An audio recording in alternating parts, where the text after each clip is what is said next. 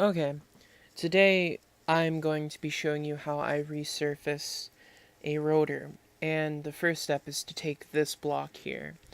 I don't know exactly what it's called, but it self-rights itself. It makes, sure it's exactly in the center of the rotor, and this is important because if the rotor is off-center on the machine, which you will see in a moment, it would vibrate, and when something vibrates and shakes, it's really hard to cut it straight, and we need to be as straight as possible for this cut.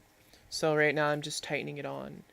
And if you flip it over, you'll see that the middle section kind of sticks up. So to combat this, we have a small piece that fits inside of the rotor, so it gets the most amount of contact.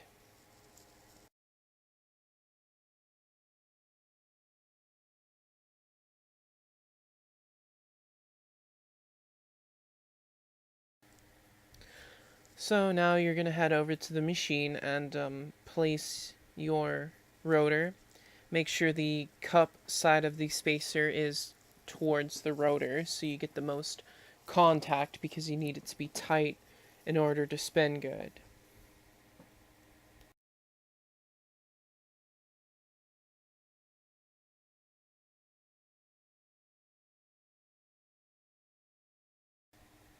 And now you make sure you take this rubber spacer and stick it on there because it helps dampen the vibration.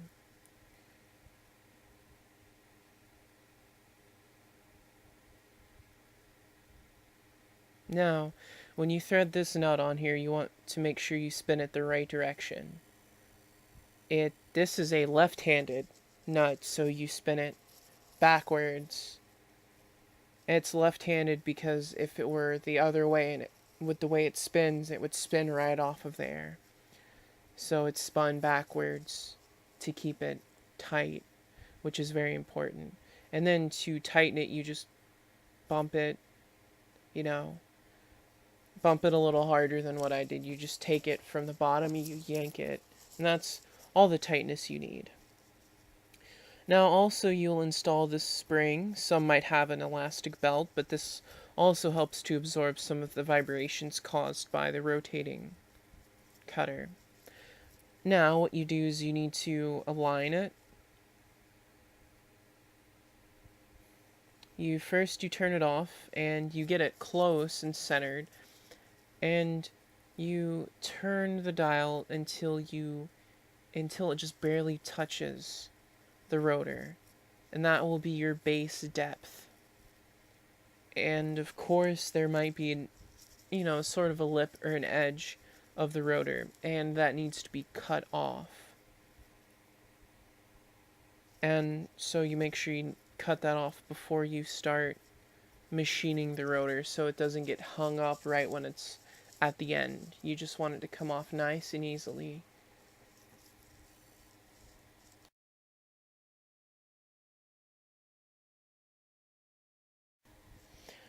Okay, so here is an example of me getting rid of the lip on the end of the rotor. You just start making a small cut and you slowly move it back towards you to just get rid of that little bit of edge right on the end of the rotor. And then once you have gotten rid of that, you make sure you wind it right up into the center.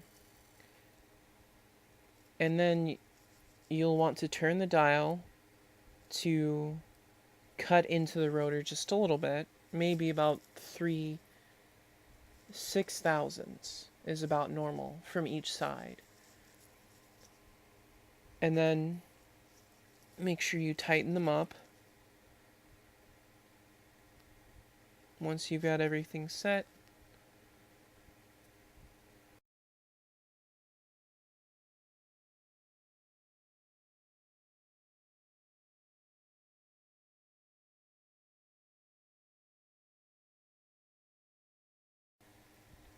alright, so now I've got it both set up, and you reach over and pull the lever, and just sit back and let it cut.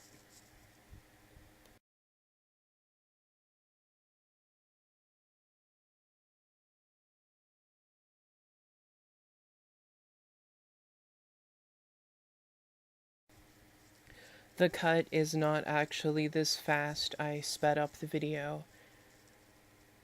In reality, this would take you about a minute to cut on automatic. And you wouldn't make just one cut either. This is called a fast cut, and that's, done to get rid of the surface. You might make one or two of these, and you'd take away a little bit with each cut, and you would finish it off with a final, slower cut.